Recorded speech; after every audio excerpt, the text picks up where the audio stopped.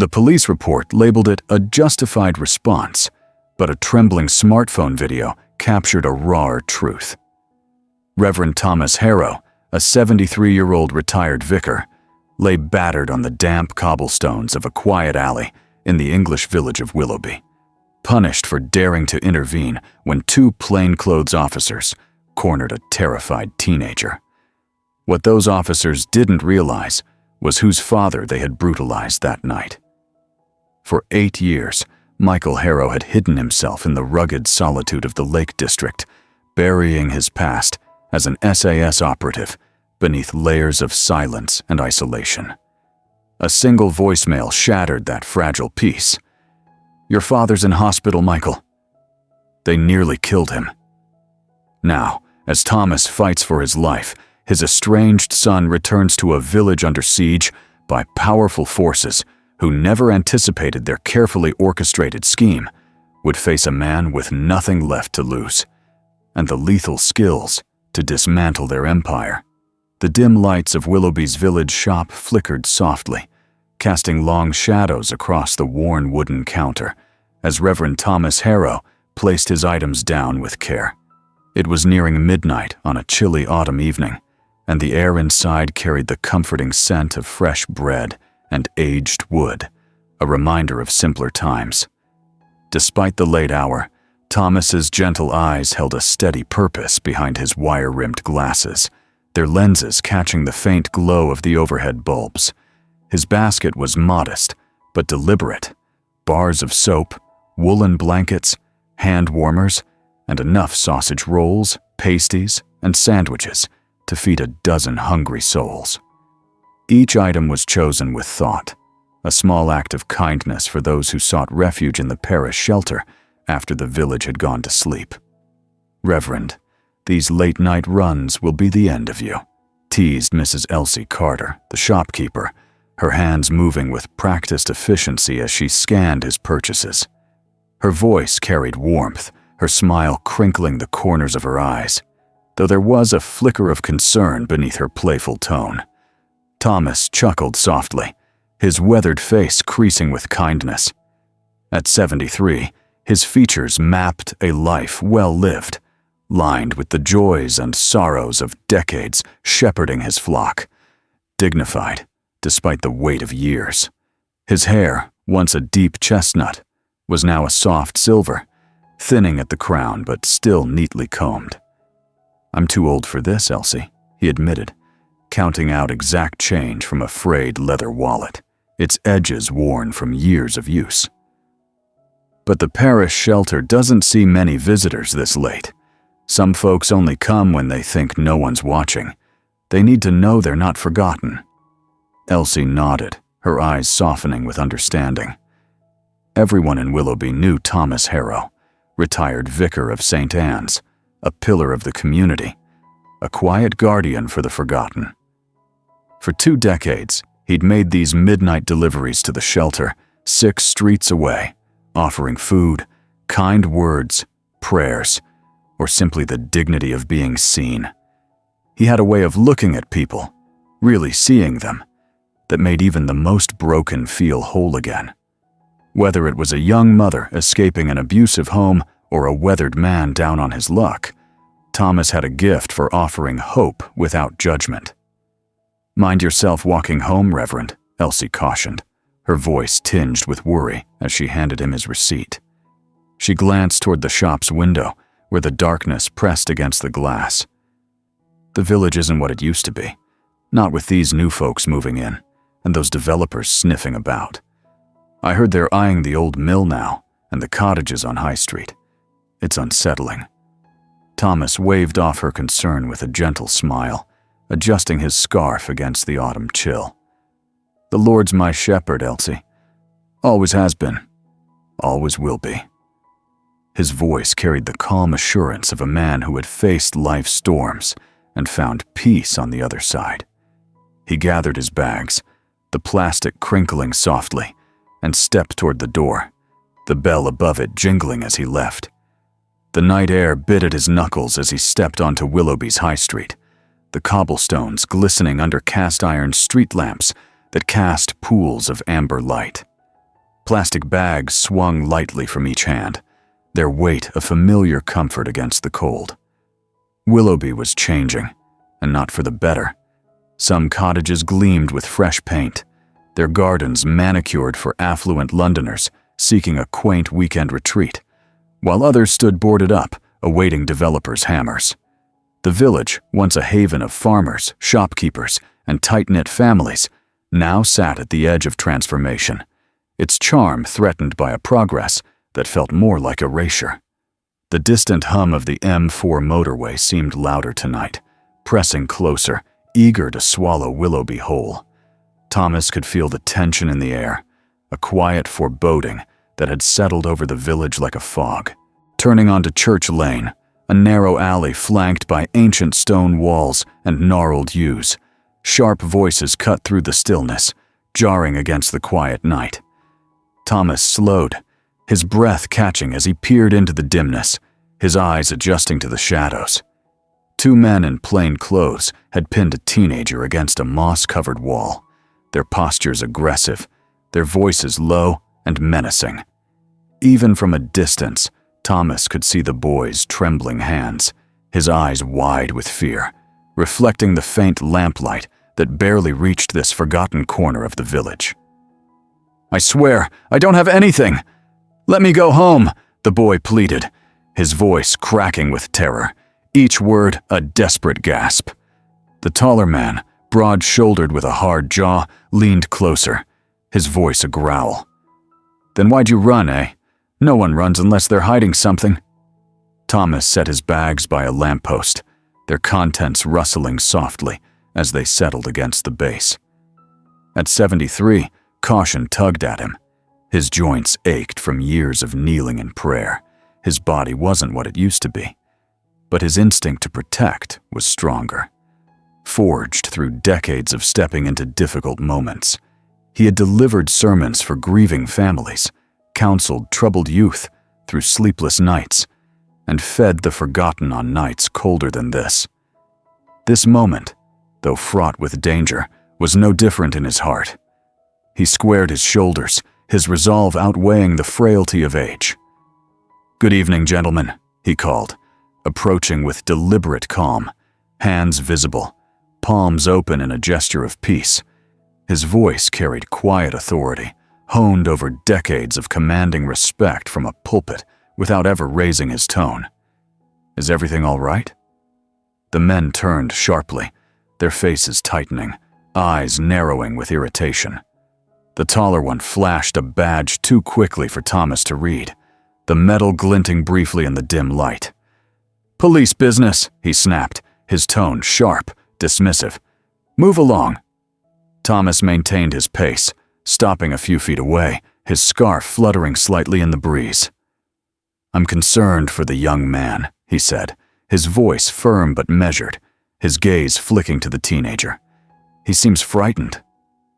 The boy, Charlie Webb, barely 16, stood pressed against the wall, his faded hoodie and scuffed trainers marking him as a local lad who worked weekends at the bakery to help his family. His eyes locked onto Thomas's with desperate hope, a silent plea for rescue.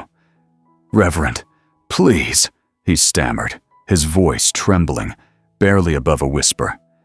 The shorter man, wiry with a shaved head and a scar across his knuckles, cut in sharply. "This doesn't concern you. Walk away." His tone was a warning, his hand twitching toward his belt as if ready to escalate. "My name is Thomas Harrow," Thomas said, undeterred, his voice steady as he introduced himself with the calm dignity of a man who had faced worse threats in his lifetime. "I'm the vicar at St. Anne's. Perhaps I can help mediate." He turned to Charlie, his gaze softening with paternal concern. "Are you all right, son?" Before Charlie could answer, the taller officer stepped forward, his bulk imposing, his shadow stretching across the cobblestones. "You're interfering with police business, old man," he said, his voice low and dangerous, a predator sizing up prey. "Last warning." "I'm ensuring everyone's safe," Thomas said. unwavering despite the rising tension that crackled in the air like static before a storm. "The boy doesn't appear armed. Surely we can resolve this without fear." His words were measured, each one chosen to de-escalate, to appeal to reason. "He fits a description," the shorter officer barked, his hand now openly resting on his belt, fingers brushing what looked like a holster. "Back off." Thomas stood his ground, hand still open, posture resolute, his heart pounding but his faith steadying him. "I'd like to see identification," he said, his voice carrying the weight of a man who knew his rights and his duty to those in his care. "And what is he suspected of?" His tone was calm but firm, a challenge wrapped in civility. The air shifted, a dangerous glint flashing in the officer's eyes, their patience snapping like a brittle twig. "Run," Thomas whispered to Charlie, his voice urgent but low, meant only for the boy. Charlie hesitated for a heartbeat, his eyes wide with fear, then bolted, his trainer slapping against the cobblestones as he vanished into the shadows of the alley.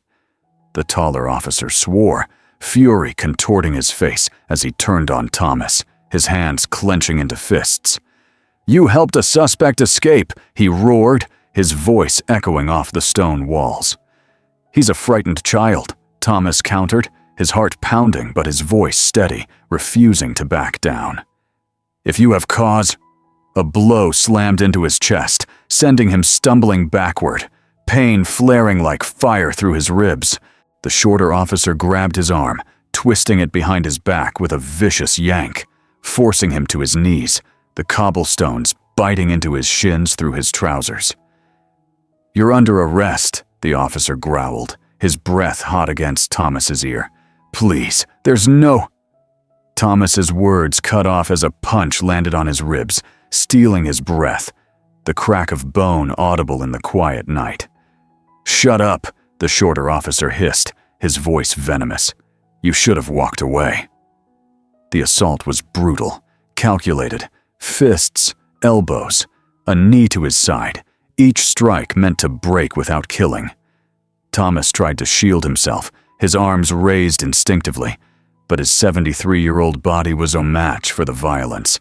A sharp crack in his chest signaled a fractured rib, blood filled his mouth from a split lip, and his glasses fell to the ground, lenses cracking against the stone. Through swelling eyes, he glimpsed a figure in the shadows, a homeless man crouched behind crates, holding a phone, its light capturing the scene. Their eyes met briefly, a fleeting moment of connection, before darkness edged Thomas's vision, pulling him under. "Enough," the taller officer said, his voice cold, almost bored, as if this were routine. "Get him out of sight." They dragged Thomas deeper into the alley, his heels scraping against the cobblestones, his body limp, the plastic bags of food abandoned by the lamppost. They dumped him behind a rusted skip, the stench of rotting rubbish filling his fading senses as he struggled to stay conscious. The last thing he heard was one officer muttering, "No one's going to miss another old vicar," before the world went black. Morning light pierced St. Mary's Hospital's blinds in Ashford, filtering through the ICU's sterile white walls. Thomas lay unconscious, machines beeping rhythmically, his face swollen, bruised purple and black, his lips split and stitched. A breathing tube snaked from his mouth, bandages wrapped tightly around his chest, where ribs had fractured, and an IV dripped fluids into his arm. His hands, calloused from years of tending the church garden, lay motionless on the crisp white sheets, a stark contrast to the vibrant man he had been just hours before. In the waiting room, a television mounted on the wall played local news, the volume low, but the words cutting through the quiet. An elderly vicar was hospitalized after a confrontation with police in Willowby, the anchor reported, her tone neutral, detached. Video shows officers defending themselves from an aggressive man interfering with an arrest. The footage, grainy, shaky, started after Thomas was already on the ground, edited to make it look like a justified response, stripped of context. It showed only the aftermath: Thomas's frail body on the cobblestones, the officers standing over him, their badges glinting as they shouted commands. "Officers are on administrative leave pending investigation," the anchor continued, her voice clipped. "The Police Federation defends their actions as necessary force, citing the man's interference with an ongoing operation." 500 miles away, in a sparse cabin nestled in the rugged solitude of the Lake District, Michael Harrow cleaned a hunting rifle with precision, his movements ritualistic, almost meditative. At 35, his body was honed by years in the ex-SAS, lean, precise, every muscle trained for survival. His eyes, a piercing gray, revealed nothing, a mask of detachment he had perfected over years of burying his past. The cabin was Spartan, a reflection of his self-imposed exile. Bare walls, a single wooden chair, a cot with a thin blanket, and a locked trunk in the corner. His phone sat on the table, ignored despite the 15 missed calls flashing on the screen, each one a tether to a life he had chosen to abandon. Silence was his refuge, a way to bury memories of blood, betrayal, and the ghosts that haunted his dreams. The phone buzzed again, its vibration jarring against the stillness of the cabin. Michael nearly ignored it, his fingers pausing over the rifle's barrel, but instinct made him reach for it. The screen showed an unknown number, likely another call he wouldn't answer. He let it go to voicemail, then played the message, his expression unreadable. "My name is John Weaver," the voice said, urgent, with a thick Wiltshire accent that stirred distant memories of home. "You don't know me, but I know your father. He's in hospital. St. Mary's, room 307. They nearly killed him." Michael's hand tightened around the phone, his detachment cracking like thin ice under a heavy boot. The words echoed in his mind, each one a blow to the walls he had built around himself. He set the rifle down, his movements deliberate, and crossed to the trunk, lifting the lid for the first time in years. Inside, a stack of unopened envelopes in Thomas's handwriting. The ink faded with time, sat untouched, each one a silent plea from a father to a son who couldn't face his own shame. Beneath the letters, a photograph. A younger Thomas, his arm around a teenage Michael, both smiling in the church garden, St. Anne's spire rising behind them.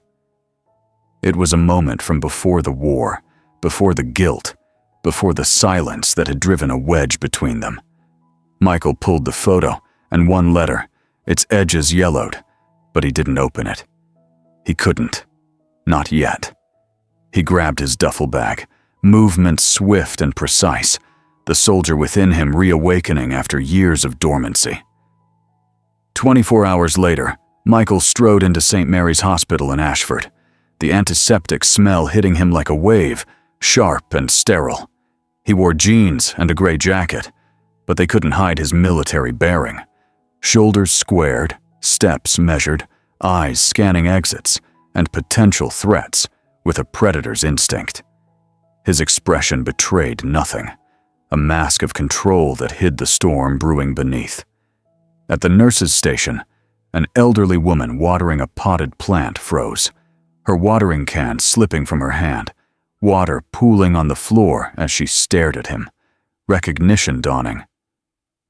"Lord have mercy," she whispered, her voice trembling with a mix of surprise and sorrow. "Michael Harrow." He nodded, barely acknowledging her, his focus singular. "Room 307, he said, his voice low, clipped. "We didn't think you'd come back," she continued, her tone conspiratorial, as if sharing a village secret. "Not after your mother." Michael's jaw tightened, a flicker of pain breaking through his stoic facade, but he pushed it down, burying it deep where it couldn't touch him. "Room 307, he repeated, moving past her, his boots echoing on the linoleum floor. The ICU was quiet, the steady beeping of monitors and the soft hiss of ventilators filling the air. Michael paused at the door to room 307, his breath catching, his carefully constructed stoicism faltering for the first time. Thomas barely resembled the father he remembered. His face was bruised, eyes swollen shut, breathing shallow through the tube in his mouth. The man who had stood tall in the pulpit, who had taught Michael to ride a bike and to pray, looked fragile, tethered to life by wires and machines. Michael sat rigidly in the chair beside the bed, his fists resting on his knees, watching his father's chest rise and fall, each breath a fragile thread he feared might snap. "I never got to say I was sorry," he whispered, his voice rough, heavy with a guilt that had festered for 8 years. "He wouldn't want sorry," a woman's voice said, soft but firm, cutting through the silence. "He'd want you here." Michael turned to see a nurse standing in the doorway, her dark hair pulled back in a bun, her scrubs rumpled from a long shift. Her tag read, Anna Clark. "Are you his doctor?" he asked, his eyes assessing her, searching for any sign of threat or deception. "Just his nurse," Anna replied, closing the door behind her with a soft click. "But I know your father. He runs literacy classes at the parish hall where my brother goes. He's helped us, helped a lot of people." She hesitated, searching his face, as if trying to gauge how much to say. "The official story is wrong." Michael's eyes narrowed, his posture shifting, alert, the soldier in him taking over. "What happened?" "Your father protected someone," Anna said, her voice tight with anger, her hands clenching at her sides. "Charlie Webb, a teenager, harassed for no reason. They cornered him, and your dad stepped in." She pulled a USB drive from her pocket, holding it out to him. "My cousin, Danny, saw it, filmed most of it. It's here."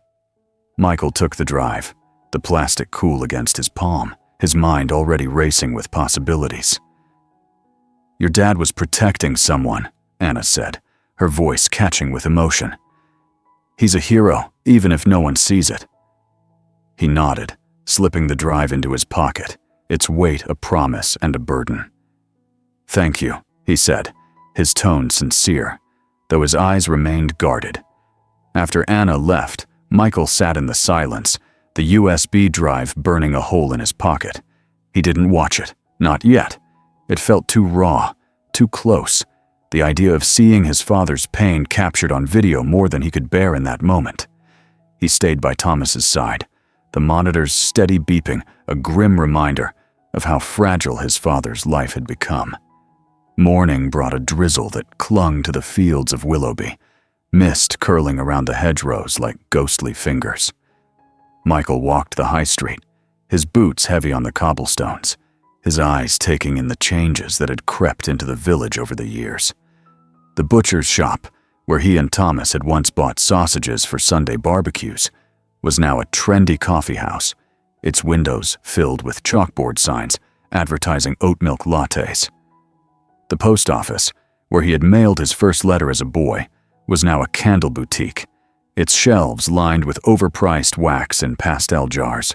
Some cottages bore "Holiday Let" signs, their gardens manicured for weekenders from London, while others stood neglected, their windows boarded, sagging washing lines a testament to the poverty that still lingered beneath the village's polished facade. Thomas's village, Michael's village, was a battleground between old and new, tradition and greed. Boarded-up homes, scaffolding, and for sale signs dotted the streets, their presence not random, but deliberate, a slow carving of the village street by street. Outside the bakery, Michael paused, memories flooding back. Thomas bringing him here as a boy, the warmth of fresh bread filling the air, the baker sneaking him an extra biscuit with a wink. Now, the windows were grimy, a for sale sign hanging crookedly in the door, its paint peeling like the village's hope. "Well, I'll be damned," a voice called, rough but familiar. Michael turned to see Daniel Reed, early 30s, tattoos peeking from beneath his jacket, his stance wary but his eyes lighting with recognition. "Daniel?" Michael asked, the name stirring a memory of a troubled teen Thomas had taken under his wing. Daniel's smile didn't reach his eyes, a guarded warmth tempered by years of hard living. "Didn't think you'd remember. You look harder, mate." Michael nodded, his expression neutral, giving nothing away. "The old man saved me," Daniel said, his tone softening, a flicker of gratitude in his eyes. "Rehab, custody of my daughter, Lily, kept me straight after I got out." He paused, searching Michael's face. "Where'd you go?" Michael's silence was a wall, impenetrable, a defense he had built over years of isolation. Daniel didn't press, sensing the boundary. "How is he?" he asked instead, his voice heavy with concern. "Unconscious," Michael said, the words sharp, cutting. "Beaten badly." Daniel shook his head, his jaw tightening, anger simmering beneath his calm exterior. "Not right. Charlie Webb's a good kid, works at the bakery. He's scared. They threatened his family after that night." "I need to find him," Michael said, his mind already calculating, mapping out his next move. "He's working today," Daniel replied, pointing down the street. "High Street, past the post box. Go easy, he's shaken." He hesitated, then added, "Your father never gave up on us, not even you." Meant a lot to folks round here. Michael nodded, Daniel's words settling like a weight on his shoulders, and headed toward the bakery, the drizzle soaking into his jacket. "Stubborn old git," Daniel called after him, his tone affectionate, a faint smile breaking through. The bakery was quiet, the bell jingling softly as Michael stepped inside, the smell of yeast and flour a faint comfort against the tension in his chest. Charlie was behind the counter, arranging loaves with jerky movements, his eyes darting toward the door, as if expecting trouble. Michael waited until the shop emptied, a woman with a pram shuffling out into the rain, the bell jingling again as the door closed behind her. "Charlie," Michael said, approaching slowly, his hands visible to avoid startling the boy. Charlie froze, his eyes wide, body tense, ready to bolt. "I'm not here to hurt you," Michael said, his voice steady, calming, the tone he had used on frightened civilians in war zones. "I'm Thomas Harrow's son." Relief flooded Charlie's face, followed quickly by shame, his shoulders slumping as he looked down at the counter. "I ran," he whispered, his voice barely audible, thick with guilt. "Left him." "He told you to run," Michael corrected, his tone firm but not unkind, cutting through the boy's self-blame. "What happened?" Charlie's hands trembled, his knuckles whitening as he gripped the edge of the counter. "Coppers checked me for no reason," he said, his voice shaking, the words spilling out in a rush. "I was walking home from a mate's, past the church. They grabbed me, asked what I was carrying. I had nothing. I swear. They just attacked." His voice broke, tears welling in his eyes. "Your dad saw, stepped in, told me, 'Run, son.' So I did." Michael's expression remained neutral, but inside, rage built like a storm, a cold fury he had learned to control but never extinguish. "You did what he asked. Did you know them?" Charlie shook his head, his movements frantic. "No, but they knew my name, called me Charlie before I said anything. Like they were waiting for me." Michael nodded, filing the detail away, his mind already piecing together the implications. "Stay safe. Don't talk to anyone unless I say so." Charlie nodded, a mix of relief and fear in his eyes, his hands still trembling as he returned to the loaves. Michael turned to leave, but Charlie's voice stopped him. "Is he okay?" "He's alive," Michael said, meeting the boy's eyes, his tone steady. "That's enough for now." As Michael walked back to the hospital, the drizzle turning to a steady rain, his phone rang, the screen lighting up with Sarah Harrow's name. Her voice was crisp, professional, but laced with barely contained anger. "I heard you're back," she said, her words sharp, cutting through the line like a blade. 8 years, Michael," And now you show up. For absolution? For the old man, Michael said, his tone flat, hiding the turmoil her words stirred. Really? Sarah's tone was like glass, sharp and cold. You weren't here when Mum died, when Dad got eviction notices for church land. Forgive me if I'm skeptical. Michael let her anger fill the silence, knowing he deserved it, knowing there were no words to bridge the gap he had created. She was right. He had abandoned them, unable to face the man he had become, the blood on his hands that no amount of distance could wash away. I'll be there in an hour, Sarah said, her voice still furious, but with a hint of resignation. Don't disappear.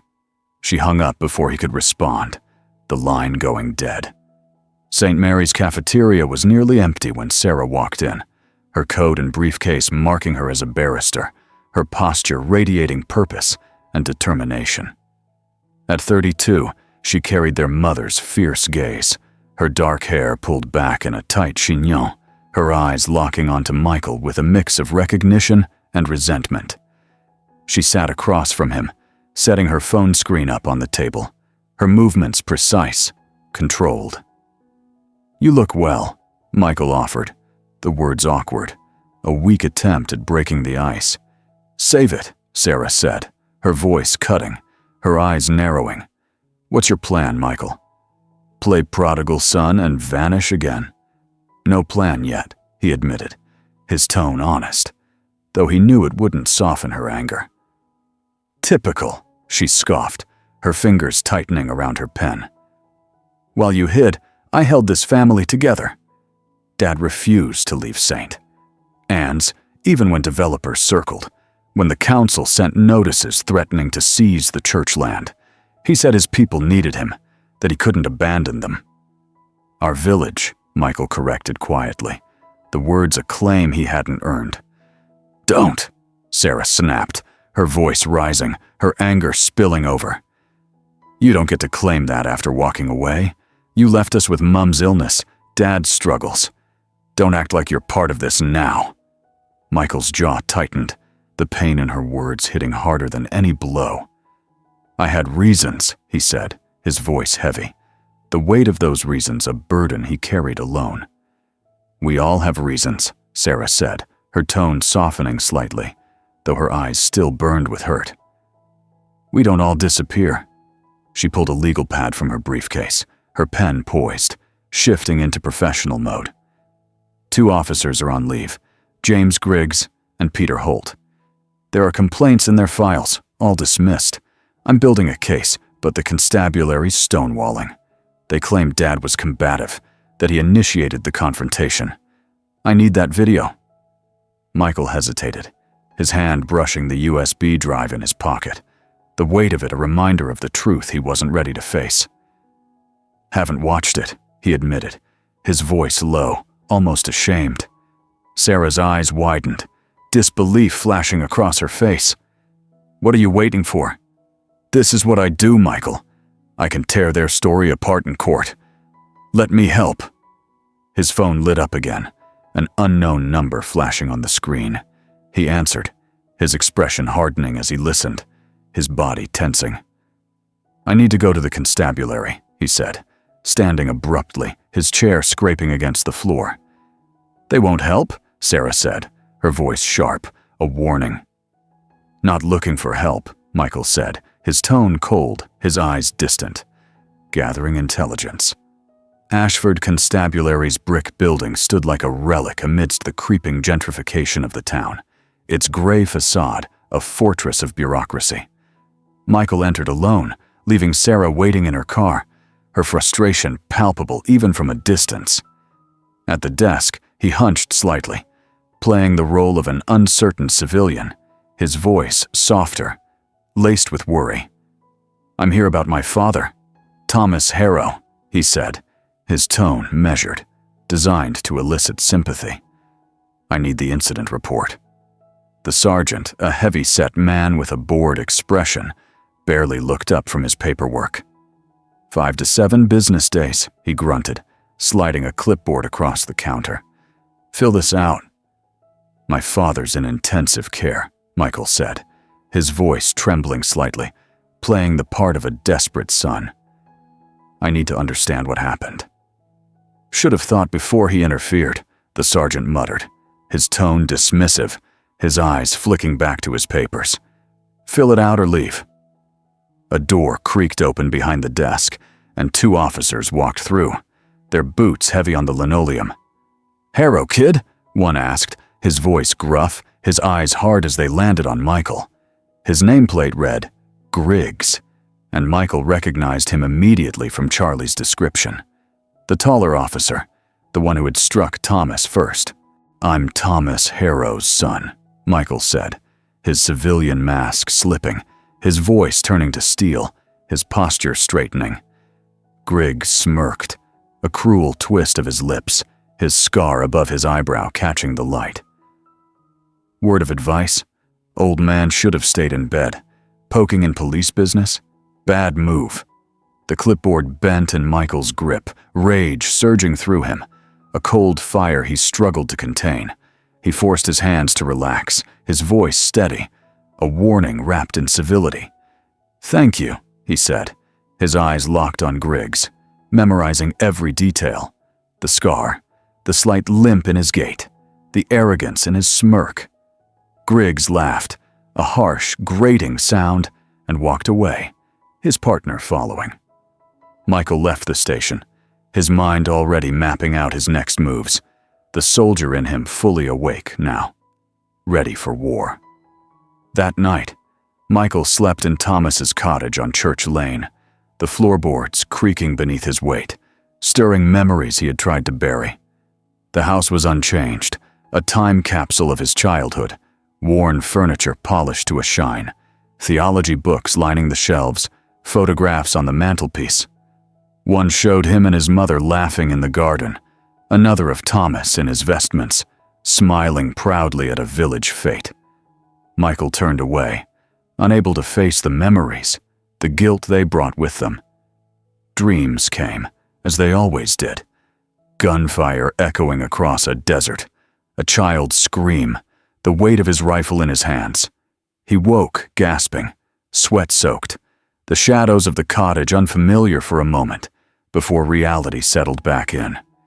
He was in his father's house, surrounded by the presence and absence of the man who had never stopped believing in him, even when Michael had stopped believing in himself. Morning brought Anna to the cottage, her face tight with worry, her eyes darting nervously as she stood on the porch. "I shouldn't be here," she said, her voice low, almost a whisper, as she glanced over her shoulder. "My uncle is Tom Griggs, Officer Griggs's brother." Michael leaned against the counter, his attention sharpening, his body tensing slightly. "Go on," he said, his tone calm but commanding. "I think he's done this before," Anna said, her words rushing out, her hands twisting together. "At family dinners, he and James used to joke about cleaning up the village, getting rid of problem people. I thought they meant criminals, but now..." She slid an envelope across the counter, her hands trembling. "Your father gave this to my uncle at church 3 weeks ago. I found it in Tom's desk when I went to borrow some files." Michael opened the envelope, revealing a single sheet of paper, listing names and numbers, with no context to explain them. "I don't know what it means," Anna admitted, her voice shaky. "But before your father's attack, my uncle and Griggs argued about that stubborn vicar. They were angry, Michael. I think they planned this." Michael folded the paper and pocketed it, his mind already racing with possibilities. "Thank you," he said, his tone sincere, his eyes meeting hers. "You've done the right thing." Anna's hands trembled, her voice dropping to a whisper. "They're watching me.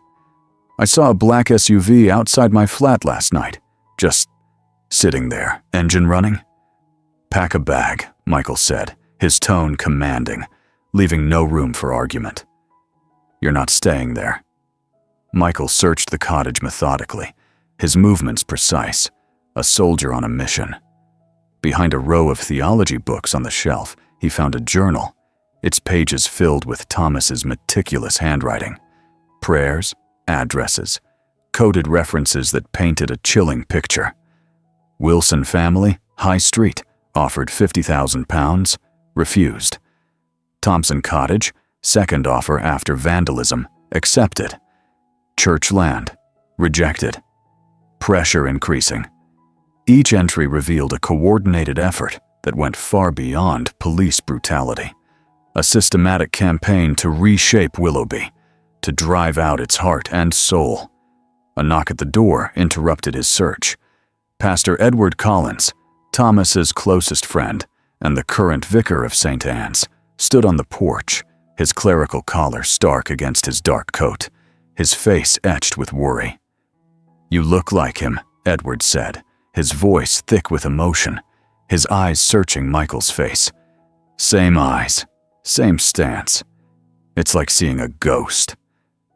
Michael invited him in, offering a chair, though his own posture remained alert.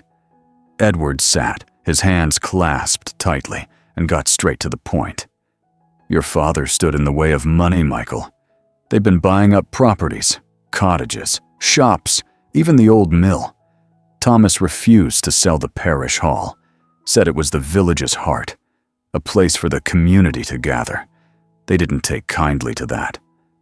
"Who's they?" Michael asked, his voice low, his eyes narrowing. "Heritage Properties," Edward said, his tone laced with disgust. "They come in with big offers, promises of progress, a new community center, better roads, jobs. But when folks say no, things happen. Break-ins, code violations, police showing up with trumped-up charges. Your father documented everything, but he was one man against a system that doesn't care." "What did he document?" Michael asked, leaning forward, his interest piqued. "Names, dates, incidents," Edward said, his voice heavy. "He kept it all hidden, said it was too dangerous to share until he had enough to make a difference. They knew he was watching Michael.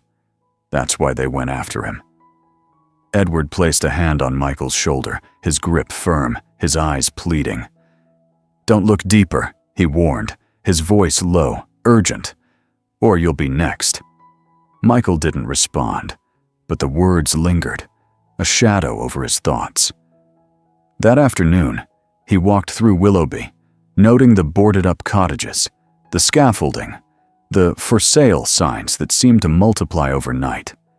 Locals recognized him. Some nodded in acknowledgement, their faces lined with worry, while others turned away, their whispers following him like a breeze. The prodigal son's return was the talk of the village, murmured over pints in the pub, whispered in the bakery, speculated on at the post office. Outside St. Anne's, an elderly woman sweeping the church steps paused, her broom stilling as she looked up at him. "You've got nerve showing up," she said, her tone blunt, her eyes sharp with judgment. "Your daddy needed you long before now." "I know," Michael said, his voice steady, accepting the rebuke. She softened, her expression shifting to one of reluctant sympathy. "He never said a bad word about you," she added, resuming her sweeping, the bristles scratching against the stone, "even when others did." Michael nodded, her words cutting deeper than he cared to admit, and continued his walk.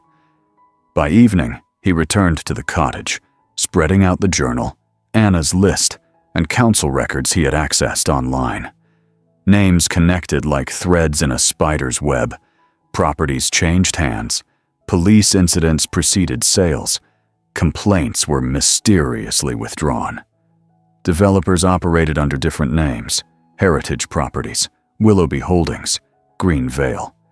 But the pattern was clear, and at the center of it all was Heritage Properties, a name that kept surfacing like a bad omen. Michael called Sarah, his voice urgent as he relayed what he had found. "Need everything you can get on Heritage Properties," he said, his tone leaving no room for doubt. "I know why Dad was attacked." "Why?" Sarah asked, her voice alert, sensing the gravity in his words. "He was in their way," Michael said, his tone hardening, a soldier preparing for battle. Someone decided to move him. Dawn broke over Willowby, the mist rising from the fields, curling around the hedgerows like a shroud. Michael sat in Thomas's study, the papers and laptop casting a soft glow in the dim morning light. Sticky notes, documents, and red string formed a makeshift web on the wall, with heritage properties scrawled in black marker at the center. Hours of research had revealed a chilling truth. Heritage Properties was owned by Westland Holdings, a subsidiary of Sentinel Capital, controlled by Colin Vance, a former SAS commander turned property tycoon. The name hit Michael like a punch to the gut. Memories of desert operations flooding back, lives lost under Vance's command, orders that had left Michael with blood on his hands he could never wash away. A text from Sarah buzzed on his phone. Meeting witnesses at 10, hospital at 2. Don't be late. Michael pocketed the phone, his jaw tight, and headed out, the weight of the past pressing down on him. He stopped at the Red Lion, the village pub, its low ceilings and dark wood a stark contrast to the bright morning outside. Griggs was there, hunched over a plate of eggs and bacon, grease glistening on his fingers. Michael slid into the booth across from him, his movements sudden, unyielding, his presence a quiet threat. Griggs looked up, surprise flashing across his face before hardening into contempt.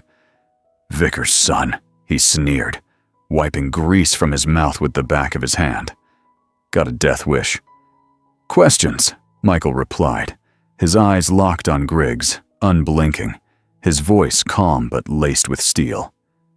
"Nothing to say," Griggs said, his tone dismissive, though his eyes betrayed a flicker of unease. "Heritage Properties, Colin Vance, police incidents before acquisitions," Michael said, each word deliberate, watching for a reaction. Unease flickered across Griggs's face, brief but noticeable, before his expression hardened again. "You're in over your head, soldier boy," he said, leaning forward, his voice low, threatening. "Your father was in the way, and we're cleaning up this village. Progress doesn't wait for stubborn old men." His eyes narrowed, a challenge in his gaze. "Did 4 tours myself. You're just another bloke who couldn't hack it." Michael stayed still, his control absolute, though rage burned beneath the surface. "If my father dies," he said, his voice conversational, almost casual, "no distance will save you." Griggs's smirk faltered for a moment, then returned, a mask of bravado. "Threat?" "Intelligence," Michael said, standing, his movements slow, predatory, a promise in his posture. He left the pub, the door swinging shut behind him, the air outside cool against his skin. At the hospital, Sarah's briefcase was open on a chair, papers spread out like a battle plan, her pen scratching notes with furious precision. Thomas was awake, his eyes clouded with pain medication, the breathing tube gone, but his fragility was evident in the slow rise and fall of his chest, the bruises still fading on his face. "Dad," Michael said, the word foreign on his tongue, heavy with years of absence. Thomas's eyes found him, recognition dawning, a smile breaking through the pain. "Michael," he whispered, his voice raspy but warm, a father's love undimmed by time. "You came." A nurse checked Thomas's vitals, her movements efficient before leaving the room. Sarah pulled Michael into the hall, her expression a mix of relief and urgency. "He woke an hour ago," she said, her voice low. "He's confused, but improving. The doctors say he's out of immediate danger, but it'll be a long recovery." "Anything about what happened?" Michael asked, his mind already working, piecing together the fragments. "Fragments," Sarah said, her tone precise, analytical. "He mentioned Charlie and a man in a suit. It's not much, but it's a start." Her eyes softened, a rare moment of vulnerability. "He recognized you, Michael. That's something." Thomas drifted in and out of focus, his gaze tracking them through the glass door. "The boy?" he asked, his voice slurring, his brow furrowing with worry. "Safe," Michael assured him, pulling the chair closer to the bed, his voice gentle. "You told him to run." Relief softened Thomas's features, his hand trembling as he reached for Michael's. "Good," he murmured, his grip weak but firm, a father's touch. They wanted God out of this place. "Who, Dad?" Michael leaned closer, his voice urgent, sensing a piece of the puzzle within reach. Thomas's eyes fluttered, struggling against the medication pulling him under. "Man in blue suit. Offered money, said progress. When I said no, he said, progress needs a push." Sarah's pen scratched furiously, cataloging every word, her mind already building a case. "Dad, we need to go public with the video," she said, her eyes flicking to Michael, determination in her gaze. "Show what really happened." "No," Michael said, his tone unyielding, cutting through her urgency. Sarah's eyes widened, disbelief flashing across her face. "Are you serious? We have evidence, Michael. They have lawyers, media, the entire system on their side. We can't sit on this." "One video won't bring down what's happening," Michael said, his voice steady, a soldier's clarity cutting through the emotion. "This is bigger than Dad's attack. We need documents, witnesses, proof that sticks."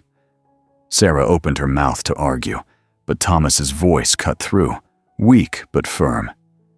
"Listen to each other," he murmured, his eyes closing, exhaustion pulling him under. The siblings fell silent, rebuked by their father's quiet wisdom, the weight of his words settling between them. Michael met James Wilson, a former council inspector, at his flat in a neighboring town, the blinds drawn, the air heavy with the smell of coffee and cigarette smoke.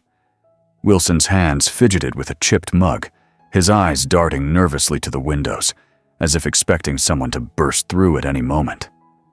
"Sacked 3 months ago," Wilson said, his voice low, his fingers tapping against the mug.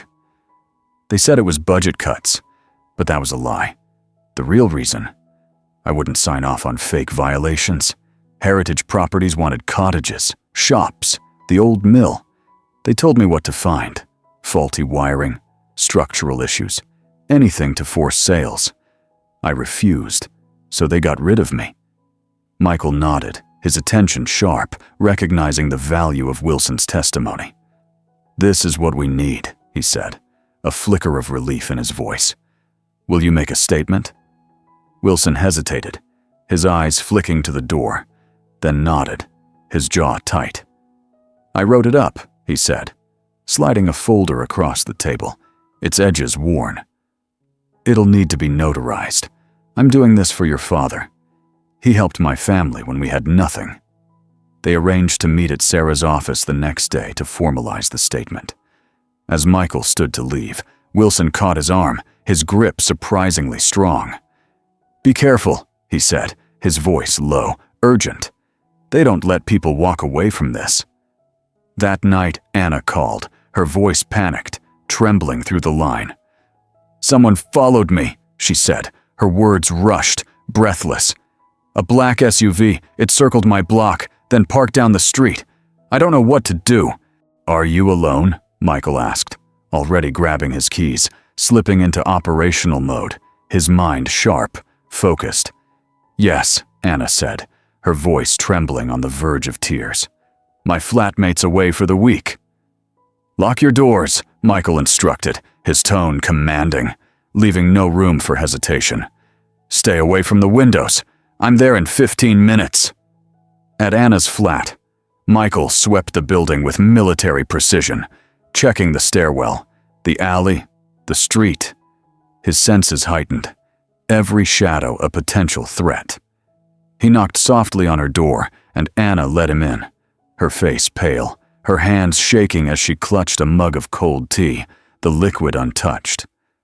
"Earlier today, a car nearly ran me off the road," she said, her voice steadier now but still laced with fear. "It swerved at me, then sped off. I thought it was an accident, but now? It wasn't," Michael confirmed, his tone grim, his eyes scanning the flat for vulnerabilities. He checked the windows, noting the sight lines, the lack of security. Pack a bag. You're not staying here. As Anna gathered her things, her movements frantic, Michael installed makeshift security. Chair wedges under the doors, window alarms he kept in his duffel, relics from his ex-SAS days. He explained heritage properties and Vance as she packed, his voice steady, briefing-like, keeping her calm with facts. They're reshaping villages like Willowby, using police to clear the way, targeting anyone who resists. Why me? Anna asked, her bag slung over her shoulder, her eyes wide with confusion. You helped us, Michael said, checking the lock on her door one last time. You're a loose end now. He checked his watch, calculating. I've got access to the council's server room tonight. A contact owed me a favor. I was going to drop you somewhere safe first.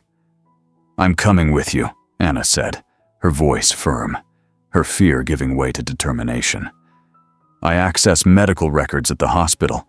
I know secure systems. I can help. Michael weighed her resolve, seeing the steel beneath her fear, and nodded. Stay close. Do exactly as I say. They slipped into Ashford Council's offices through a service entrance, using a key from a janitor whose son Thomas had helped years ago. 20 minutes before the security sweep, Michael whispered, navigating the dim hallways with the ease of someone who had done this before, his steps silent, his senses alert. In the server room, Anna kept watch by the door, her silhouette tense, her breathing shallow, while Michael connected a device to the system, copying files with speed and precision, emails, plans, surveillance data. A folder labeled Targeted Enhancement Zones caught his eye, revealing maps of Willowby, the poorest streets marked in red for redevelopment, notes detailing timelines and tactics. They're mapping entire communities for takeover, Anna whispered, glancing over his shoulder, her voice tight with disbelief. Michael scrolled through the files, his jaw tightening as he uncovered emails from Heritage to council officials, one line standing out. Surveillance protocols implemented, assets in place. Police officers, Michael said, his eyes narrowing, the pieces falling into place. They're using private security for developers, embedded in the constabulary. A scuff of boots outside the door froze them both, the sound echoing in the silent building. Michael disconnected the device, the data secured, and motioned Anna to follow, his movements swift, silent. They slipped out through an emergency exit, the alarm disabled by a trick Michael had learned in the field, and made it to his car without incident. Inside, Anna spoke, her adrenaline steadying her voice. How do you know all this? ex-SAS, Michael said, his tone low, his eyes on the road as he navigated the dark streets. Intelligence was part of the job. He paused, his grip tightening on the wheel, memories surfacing unbidden. Vance, the man behind this, was my commander. He ran psyops in conflict zones, creating instability, controlling the aftermath. Now he's brought those tactics home. Morning brought grim news from Sarah. Wilson never showed. Can't reach him. By afternoon, the report came through. James Wilson, 42, a marathon runner with no history of health issues, was found dead. The cause listed as a heart attack. Sarah's voice trembled through the phone, her anger barely contained. There's no way it was natural. They're eliminating anyone who talks. Not natural, Michael agreed, his tone grim, his mind already working through the implications. They're tying up loose ends. Sarah paced the hospital waiting room, her heels clicking against the linoleum, her hands clenched into fists. I got an offer this morning, she said, her voice tight with fury. A London firm, double my salary, corner office. It's a warning to drop Dad's case. What did you do? Michael asked, though he already knew the answer. Told them to shove it, Sarah said, her eyes blazing with defiance. They're worried about what we'll find, Michael. We're getting close. Michael shared the server room findings, spreading the printouts on a table in the waiting room, the maps and emails a damning web of corruption. They mapped the connections, heritage properties, the constabulary, the council, all linked in a systematic campaign. "This isn't just corrupt cops," Michael said, pointing to the surveillance logs. "It's military tactics, surveillance, targeting community leaders, creating fear." Sarah's phone buzzed with a news alert, her eyes narrowing as she read. "They're saying Wilson had a history of heart problems. It's a lie. I have his medical records. He was clean."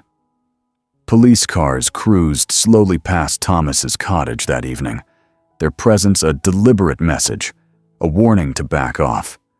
Michael guided Sarah through winding country lanes in his car, shaking any potential pursuit, his instincts honed from years in the field.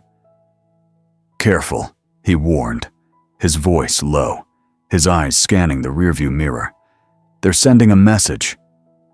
"I need the hospital security footage from the night Dad was admitted," Sarah said, her voice determined, her mind already building her case. "It might show something, someone who doesn't belong." "I'll do it," Michael said, his tone steady. "I'll be less conspicuous."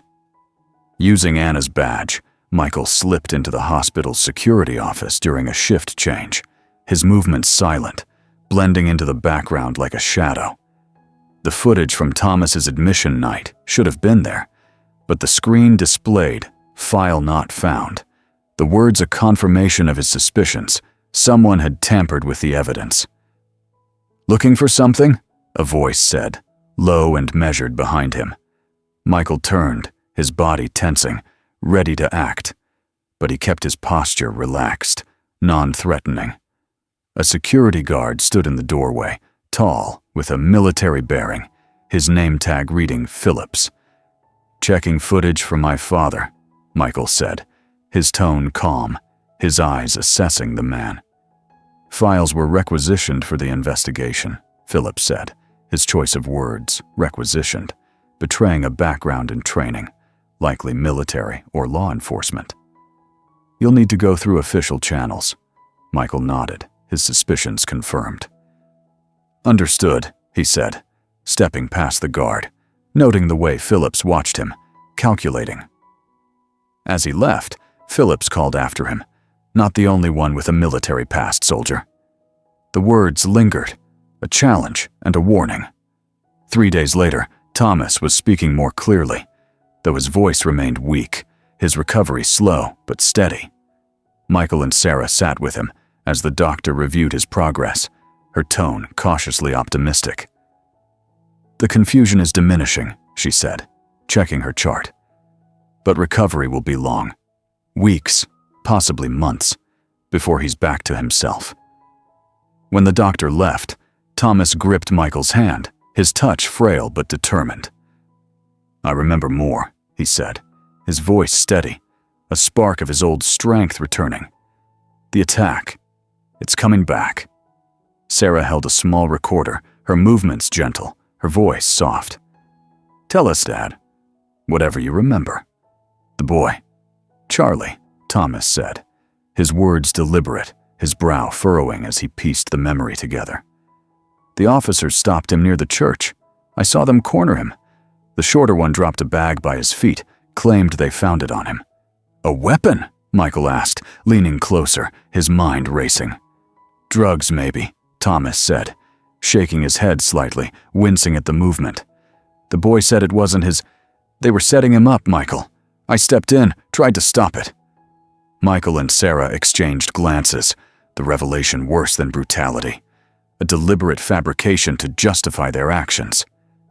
"Dad, we need to go public," Sarah said, her voice firm, her eyes pleading. "Your testimony could change everything." "It could get him killed," Michael interrupted, his tone sharp, his instincts screaming caution. "Wilson was ready to talk. Now he's dead." Thomas looked between them, his eyes heavy with understanding. "This is bigger than me, isn't it?" he asked, his voice quiet, the weight of the truth settling over him. Silence confirmed it, a shared acknowledgement of the battle they were fighting, a battle that stretched far beyond one alley in Willowby. That evening, Sarah stayed late at the cottage, her briefcase open, papers scattered across the dining table. While sorting through Thomas's things, looking for anything that might help their case, she found a family album tucked away in a drawer, its pages filled with memories of happier times. Tucked inside were envelopes addressed to Michael, returned unopened, their edges yellowed with age. She opened one, dated 3 years ago, and read, her eyes filling with tears. "Michael, your mother asked about you before her surgery. The treatments take their toll, but her faith is strong, as is mine. You'll come home, not for forgiveness. There's nothing to forgive, but to forgive yourself. When you're ready, we're here. Dad." Tears blurred her vision as she read letter after letter, each one a testament to Thomas's unwavering love, his hope that his son would find his way back. Her anger toward Michael softened, replaced by an ache for the years they had lost, the family they could have been. Michael returned to the cottage, his jacket damp from the rain, his expression unreadable. Sarah sat among the letters, her eyes red, the album open in her lap. "He never stopped loving you," she said, her voice thick with emotion, holding up one of the envelopes. "He kept writing, kept your room ready, even after you stopped answering." Michael stood still, his walls crumbling, the weight of her words breaking through his defenses. "I didn't deserve his faith," he said, his voice low, raw with guilt. "Maybe that's the point of faith," Sarah replied, her eyes softer now, a bridge forming between them. "It's not about deserving." Morning came, the rain giving way to a pale sun that cast long shadows across the village. Michael drove Anna to the hospital, the silence between them heavy, the weight of their shared mission pressing down. Outside St. Mary's, Anna turned to him, her voice hesitant but determined. "What happened, Michael? Why did you leave?" Michael's hands tightened on the steering wheel, his knuckles whitening, the question stirring memories he had buried deep. Silence stretched between them, taut as a wire, before he spoke, his voice measured, controlled. "Last mission," he said, his words deliberate, each one a weight. "A raid on a weapons cache in Helmand. The intel was wrong. No weapons, just families." His expression froze, his eyes breaking, revealing the pain he carried. "A boy ran, 7 years old. I thought he had a grenade. It was a toy." Anna listened, her face steady, giving him space to speak. "I killed him," Michael said, his voice cracking, the confession a wound reopened. "When I got home, I couldn't face my father. His life was saving people, mine was taking them." "Why stay away when your mother got sick?" Anna asked, her voice soft, careful. Michael nodded, the memory sharp, cutting. "I was in Germany when Sarah called. Mum wanted to see me before her surgery. I said I'd try, but I didn't. I was afraid she'd see what I'd become, a killer, not her son." His knuckles whitened further, his grip on the wheel a lifeline. "She died 3 days later." Anna's hand rested on his arm, a gentle touch grounding him. "Your father would forgive you," she said, her voice certain. "He has." "That's the problem," Michael said, his voice hollow, the words heavy with self-loathing. "I don't deserve it." At the hospital, Thomas sat propped up in bed, examining a Bible, his fingers tracing passages with a tenderness that belied his injuries. His bruises were fading, but the marks of his ordeal remained, a tremor in his hands, a slowness in his movements. "I found something," he told Michael, his voice stronger now, a spark of determination in his eyes. "Names, hidden here." In the margins of the Bible, Thomas had written notations, names, dates, initials, that matched police incidents before property sales. "I noticed the pattern 2 years ago," Thomas said, his voice steady, his memory sharpening. "The Wilson family on High Street. Drugs were planted. Their son arrested. They sold their cottage a month later. The Thompsons faced code violations, fines they couldn't pay. The pattern repeated, over and over. "You documented everything," Michael said, his respect for his father deepening, a quiet pride in his voice. Thomas nodded, his expression heavy with the weight of what he had uncovered. "There's more. Behind the painting of Daniel in the church wall at St. Anne's, there's a ledger there. Transactions, bribes, officers' names. I kept it hidden, but it's all there." Sarah arrived, her briefcase in hand, her expression urgent. "The church has a fire inspection scheduled tomorrow," she said, her voice tight. "We need that ledger now, before they find it." Michael approached St. Anne's alone that evening, the stained glass windows glowing softly in the twilight, casting colored light across the pews. The painting of Daniel hung on the wall as it always had, its frame worn but sturdy. Michael removed it carefully, revealing a hollow in the stone where a ledger sat, its pages filled with Thomas's meticulous records. Names, dates, amounts, officers. 3 years of corruption laid bare. Footsteps echoed at the entrance, heavy, deliberate. Through a window, Michael saw 2 men in fire inspector uniforms, but the bulges beneath their jackets suggested weapons, not tools. He slipped out via the choir loft, his movements silent, the ledger tucked safely inside his jacket, his heart pounding but his focus absolute.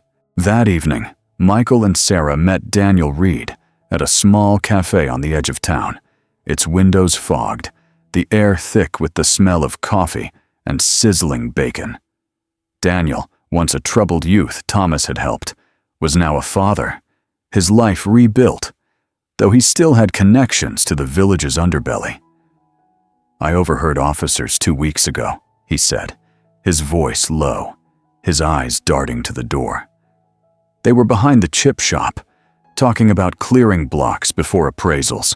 They mentioned your dad, said he was difficult. A problem." "Will you testify?" Sarah asked, her pen poised, her voice steady but hopeful. Daniel glanced at a photo of his daughter, Lily, tucked into his wallet, his expression softening. "For Mr. Harrow?" "Yeah," he said, his voice firm. "He gave me my life back, got me clean, helped me get custody of Lily." He turned to Michael, his eyes searching. "But I need guarantees for her safety. If I talk, they'll come for us." "We'll protect you," Michael promised, though he knew the weight of that promise, the limits of what he could truly guarantee. After Daniel left, they reviewed the ledger, the server files, Daniel's statement, and the partial video from Anna's cousin. "We need more," Michael said, his voice heavy, his eyes scanning the documents. "This implicates officers, but not high enough. Vance is insulated, protected by layers." "Maybe that's not the point," Sarah countered, her voice softer, tempered by their father's wisdom. "We don't need to take down the entire system. Not yet. We need accountability for Dad, for the village." The waitress refilled their coffee, oblivious to the storm brewing at their table. Sarah touched Michael's hand, the first warmth between them since his return. Dad would say, "Not vengeance, justice." Michael's eyes softened, his armor cracking under her touch. "I'm not sure I know the difference anymore," he admitted, his voice vulnerable, a confession of the toll the years had taken. "Let me remind you," Sarah said, squeezing his hand, her voice a lifeline. "Don't disappear again." "I won't," Michael promised, the words binding, a vow he intended to keep. 2 days later, the news came like a blow. Daniel was found dead in an alley, the cause listed as an overdose. Sarah's voice shook through the phone, her grief raw. "It's impossible, Michael. He was clean for 4 years, coaching football for the kids, building a life for Lily." "Not an overdose," Michael said, his tone cold, his mind already analyzing. "Restraint marks, injection site too clean. It was staged." The news dismissed Daniel as a drug history case, erasing his sobriety, his redemption, his life as a father. "They killed him," Sarah said, watching the report on the television in Thomas's cottage, her hands trembling with rage and grief. "They erased everything he worked for."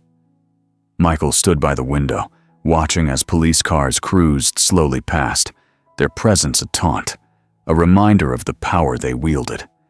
His face was stone, but his eyes burned with a fury he could no longer contain. "No more peace talks," he said, his voice lethal, a soldier ready for war. "It's time to fight." "No," Sarah corrected, stepping beside him, her voice steady, her resolve tempered by Thomas's teachings. "It's time to make them listen, with everyone watching."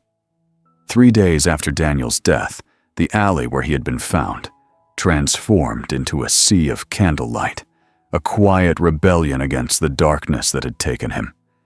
Hundreds of villagers gathered, their faces illuminated by flickering flames, holding handwritten signs. "Justice for Daniel, we remember. Willowby stands."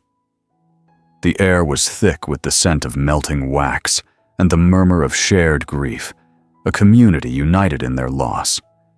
Michael stood at the edge of the crowd, his eyes scanning the unmarked police cars parked at the street's end, memorizing their plates, his instincts sharp, ready for any threat. Sarah stood with Daniel's mother and Lily, the 7-year-old clutching a candle, its flame trembling in her small hands, her eyes wide with a sorrow she couldn't fully understand.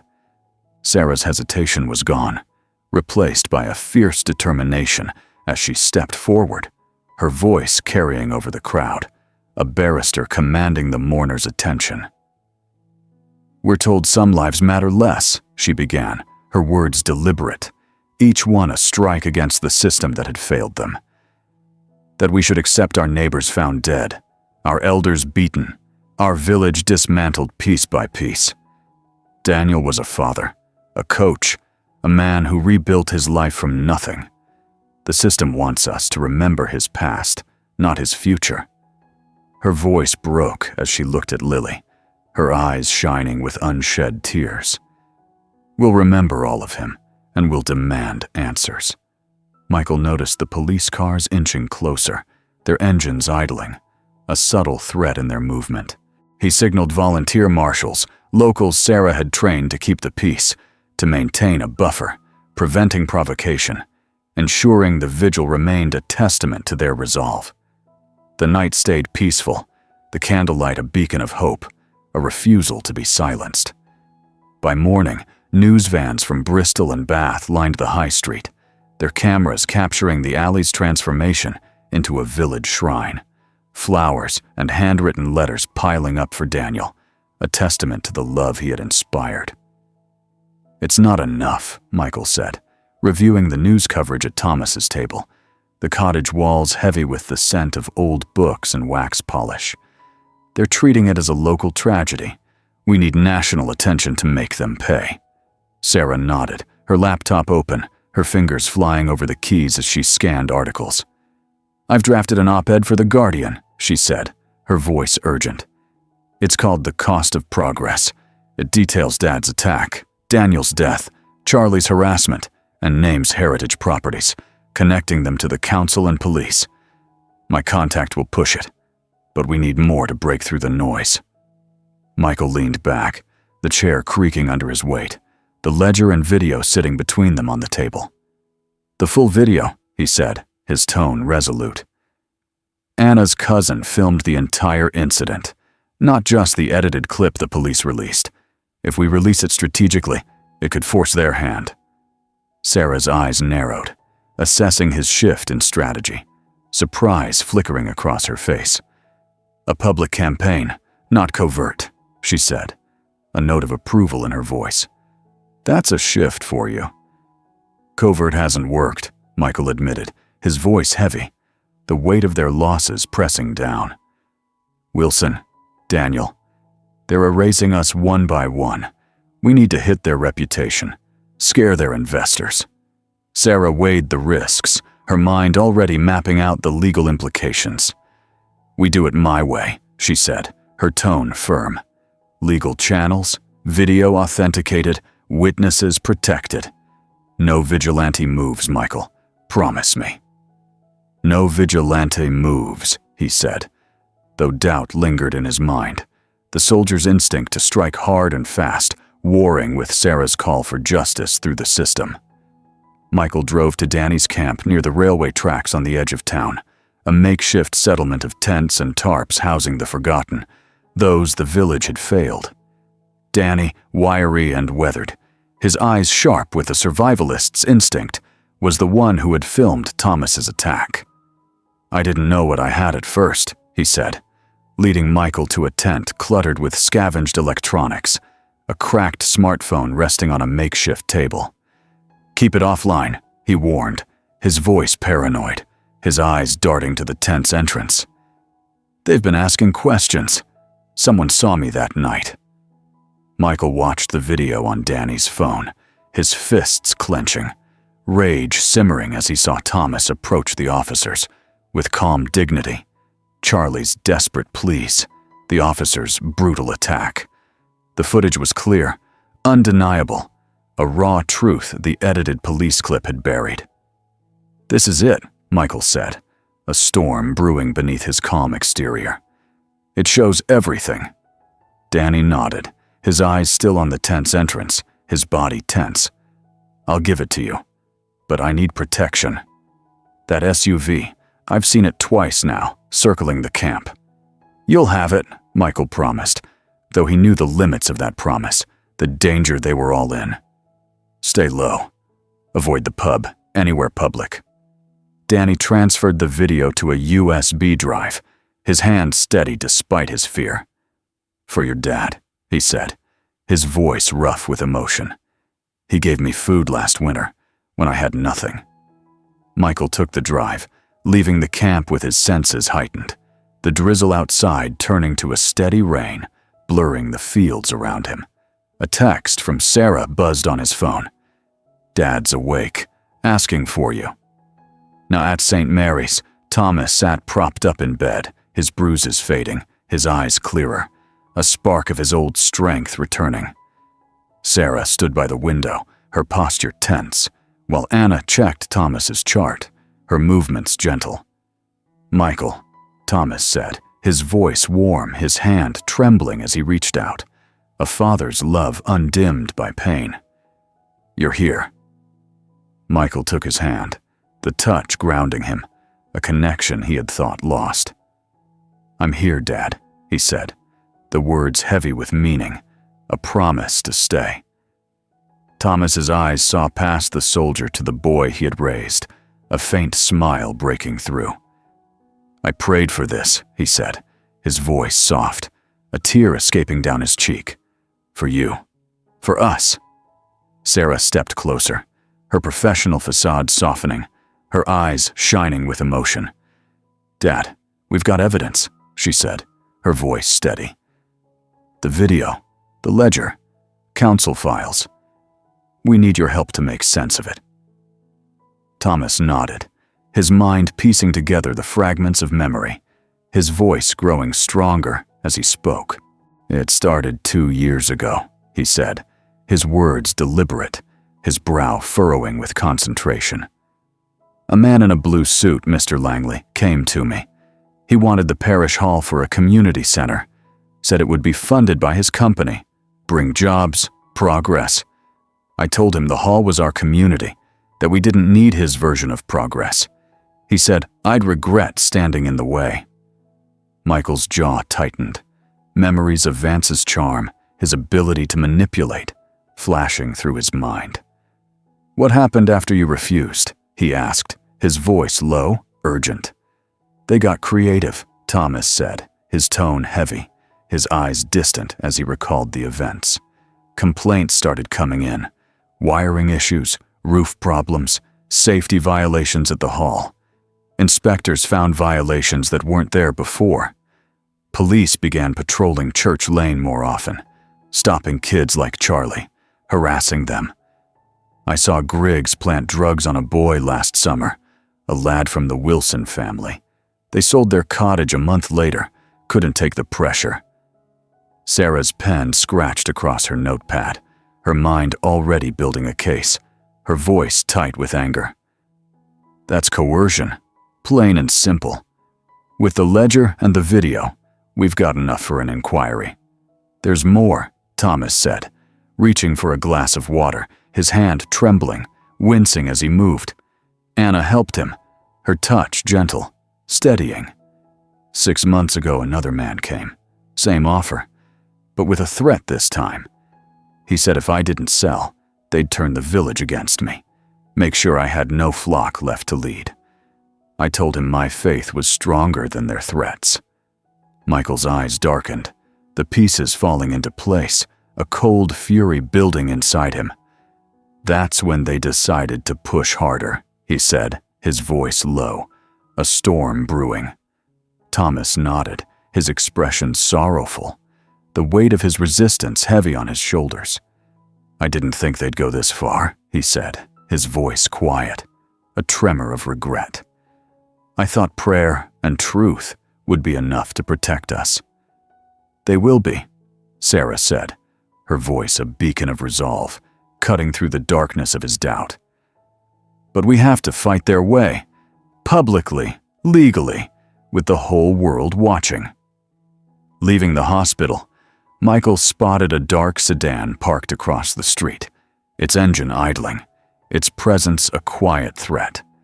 He guided Sarah through winding lanes, shaking any potential pursuit, his instincts sharp, his focus absolute. They're closing in, he said, his voice low, his eyes scanning the road. We need to move faster. Sarah nodded, her jaw tight, her mind already mapping out their next steps.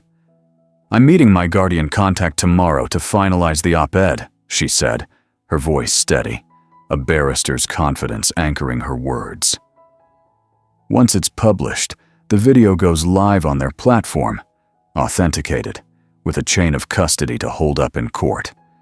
We'll name Heritage Properties, Griggs, Holt, and demand an independent inquiry.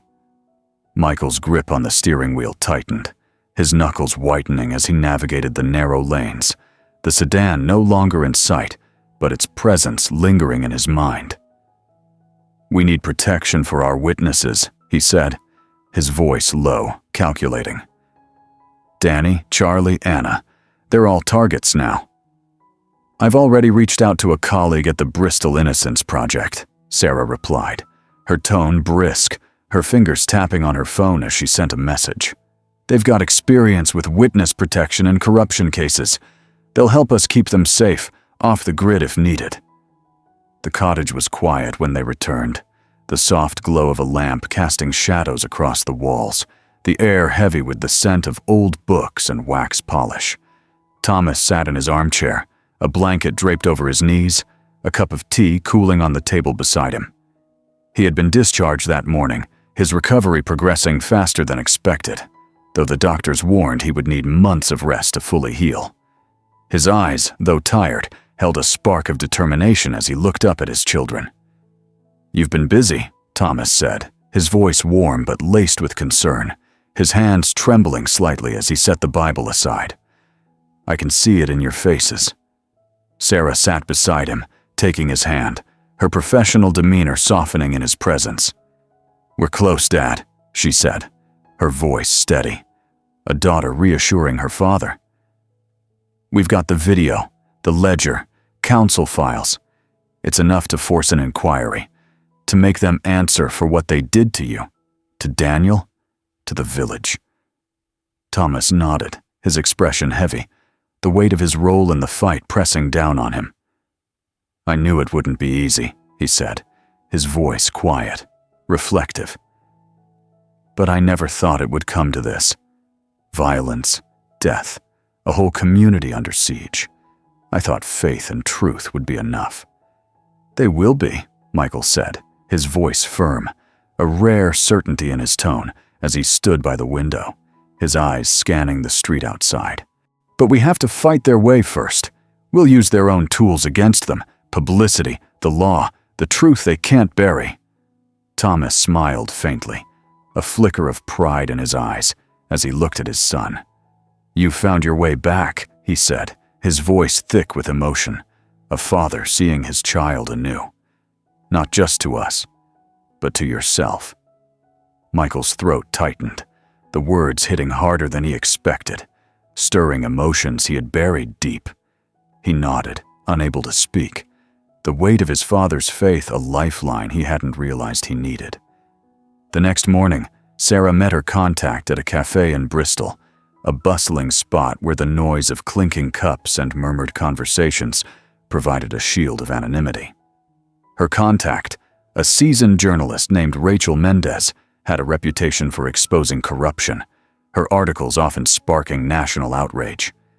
She slid a USB drive across the table, her eyes sharp, assessing. "This is explosive," Rachel said, her voice low, her fingers tapping the drive. "The video, the ledger, the council files. It's enough to blow this wide open. But we need to be strategic. Heritage Properties has deep pockets, and they'll come after us. Legally, maybe worse." "I know," Sarah said, her voice steady, her resolve unshaken. "That's why we're going public with everything at once. Op-ed, video, witness statements. They can't bury it if the whole country's watching." Rachel nodded, her expression grim but determined. "I'll have the video authenticated by an independent forensic team today," she said, pocketing the drive. "We'll publish tomorrow morning, front page, with the video embedded online. I've got contacts at the BBC. They'll pick it up for the evening news. This isn't staying local." Back in Willowby, Michael drove to the railway camp to check on Danny, the drizzle outside turning to a steady rain that blurred the fields around him. The camp was quieter than before, the tents sagging under the weight of the rain, the air thick with the smell of damp earth and wood smoke. Danny was waiting, his eyes darting nervously as Michael approached, his hands shoved deep into his pockets. "They came looking again," Danny said, his voice low, paranoid. "Last night, 2 blokes in suits, asking questions around the camp. I hid, but they're getting closer." "You're moving today," Michael said, his tone commanding, leaving no room for argument. "Sarah's got a safe house in Bristol, through her contacts. You'll stay there until this breaks." Danny nodded, his shoulders slumping with relief, though fear still lingered in his eyes. "I trust you," he said, his voice rough, a rare vulnerability breaking through. "For your dad." Michael helped Danny pack what little he had, a few clothes, a cracked photo of his sister, the smartphone he had used to film the attack. As they drove to Bristol, Michael's phone buzzed with a message from Anna. "Black SUV outside the hospital again." "I'm staying with a friend tonight," he replied quickly, his fingers steady despite the rising tension. "Stay there. Don't go back to your flat. I'll check it out." That evening, Michael staked out Anna's flat from a discreet distance, his car parked in a shadowed alley, his eyes scanning the street with military precision. The black SUV was there, parked across the road, its engine idling, 2 men inside, their faces obscured by tinted windows. He memorized the license plate, his mind already running through possible connections. Heritage's private security, likely, hired to intimidate, to eliminate threats. He didn't approach, knowing a confrontation now would tip their hand. But the sight of the SUV confirmed his fears. They were closing in, tightening the noose around anyone who could expose them. He drove to the safe house in Bristol, delivering Danny to Rachel's team, who had set up a network of safe locations for witnesses. Danny settled in, his relief palpable, though his eyes still darted to the windows, a man haunted by the shadows he had seen. The next morning, The Guardian published Sarah's op-ed, "The Cost of Progress," a searing indictment of Heritage Properties, the constabulary, and the council's role in Willowby's suffering. The article detailed Thomas's attack, Daniel's death, Charlie's harassment, and the systematic campaign to drive out residents, backed by the authenticated video, which showed the full brutality of the officer's assault on Thomas.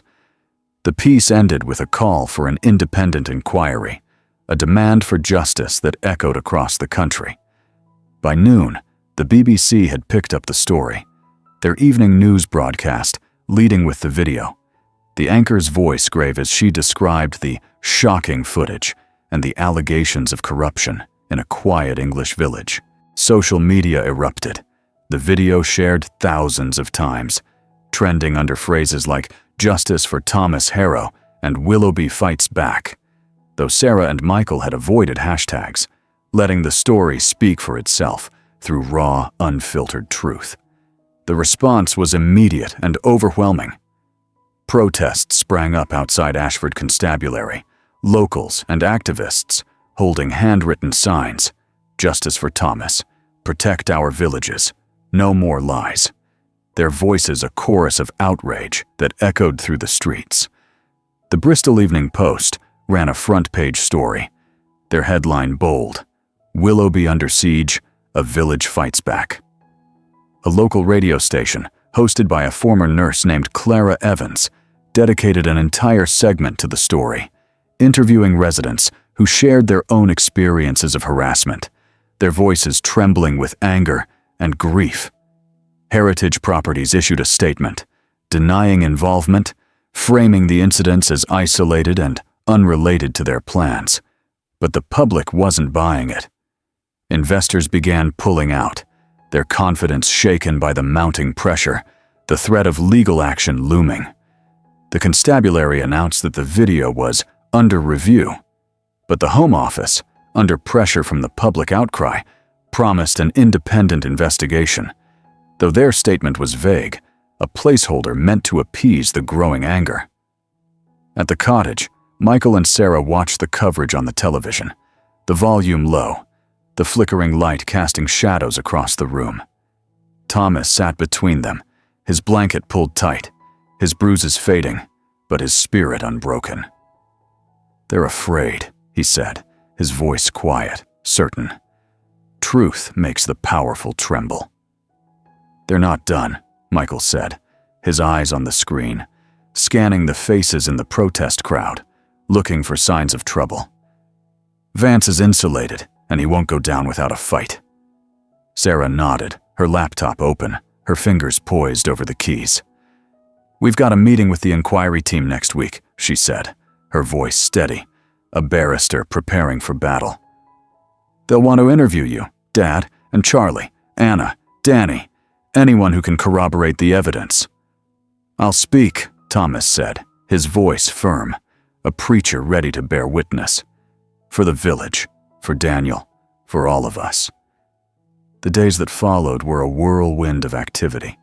The village transformed by the attention, its quiet streets now bustling with reporters, activists, and locals who refused to be silenced.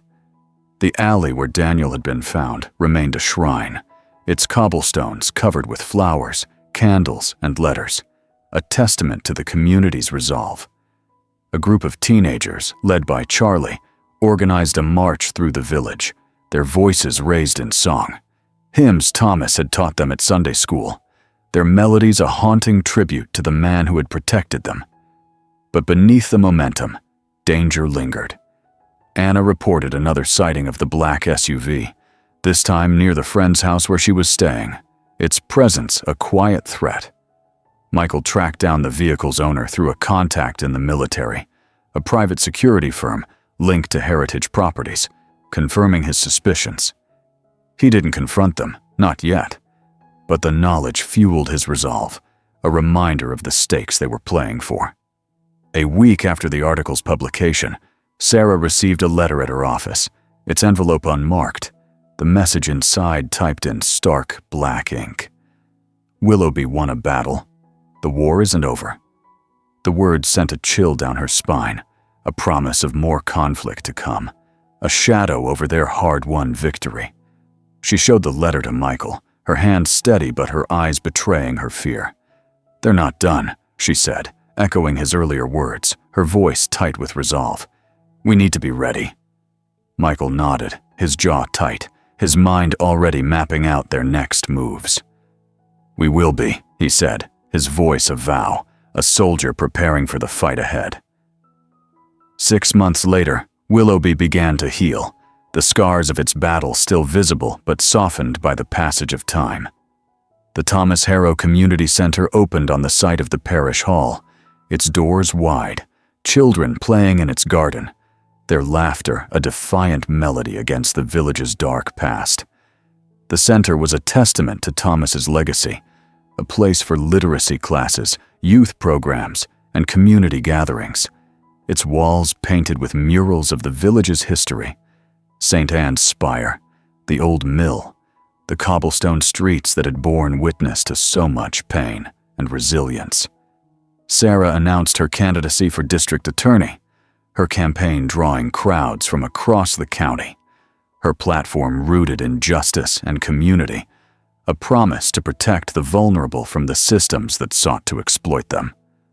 Her speeches were fiery, her words a call to action, and the villagers rallied behind her, their faith in her unshaken by the challenges ahead.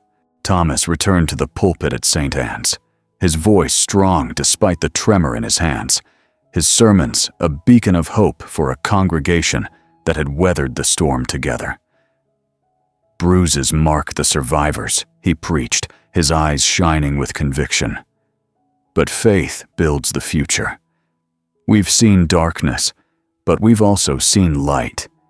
In each other, in the truth, in the love that binds us."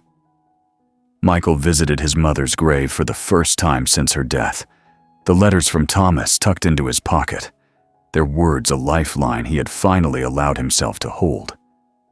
Kneeling in the grass, the damp earth soaking through his jeans, he traced her name on the headstone, Elizabeth Harrow, beloved wife and mother, and whispered, "I'm home," a vow to stay, to rebuild the family he had lost.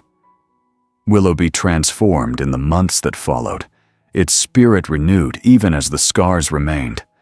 Shops reopened on the high street, their windows bright with new displays, the bakery once again filling the air with the scent of fresh bread.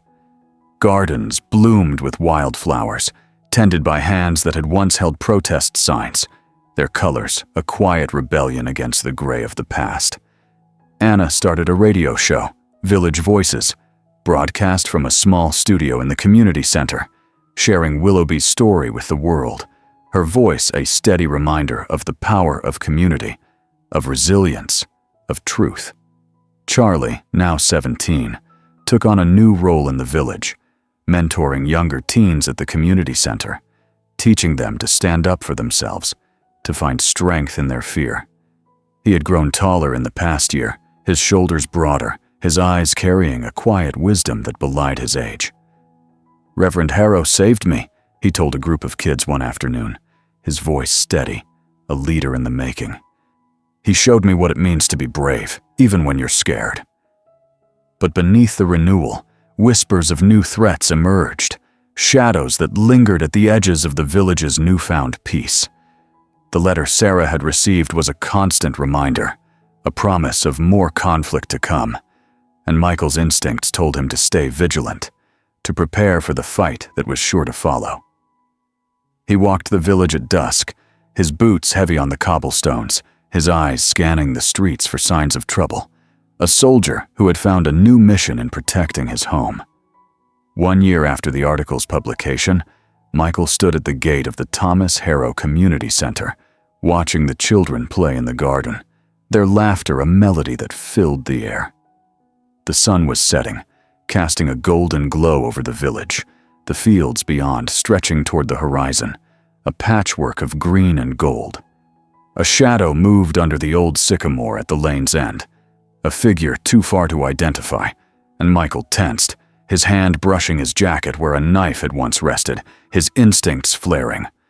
The battle had shifted, but Willowby's spirit, forged in candlelight and truth, remained unyielding, a beacon of hope in a world that too often sought to extinguish it. The war wasn't over, but for now, the village stood strong, its people united, their voices a chorus that refused to be silenced. What price would you pay for home, for family, for truth? Share Reverend Harrow's story to keep such voices alive, to remind the world that even the smallest communities can stand against the mightiest forces, that justice, though hard won, is worth the fight.